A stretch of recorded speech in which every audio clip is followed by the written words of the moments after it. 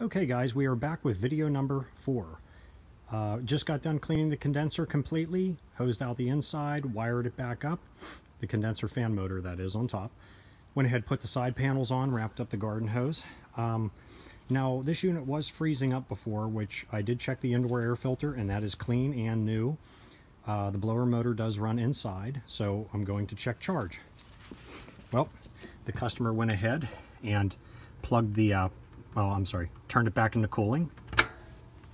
So you can tell. Okay, so it's engaging. Now I'm going to go ahead and put in the power and we'll check charge here.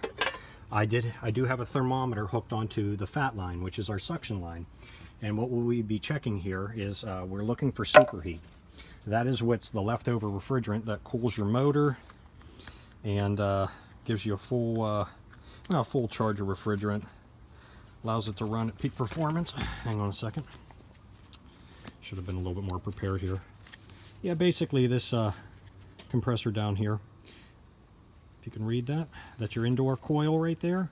I'm checking temperature going back to that motor right now once we kick it on. So we got to give it a minute to let it do its thing with pressures and see what happens. So let's pop in our power supply. Make sure you're dry when you do that too, even though it's you'll be fine. Bam! So the pressures will fluctuate here just for a little bit because we just turned it on. And this is a 410A unit. Generally, 410A, you want to see it about 120 to 135 suction, depending on your indoor air temperature and the head pressure. You can have it, I've seen them as low as 280. I've seen as high as 450 pounds. But right now the coil is still wet, so that's going to lower the head pressure. But I'm going to go ahead and begin adding some gas here shortly. But since there is a leak, I do know the history of this unit, and it was charged up generally once a year.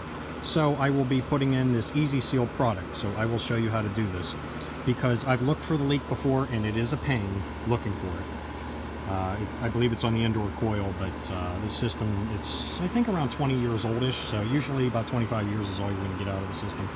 I know 410A was around 20 years ago, believe it or not, guys. Okay, thank you.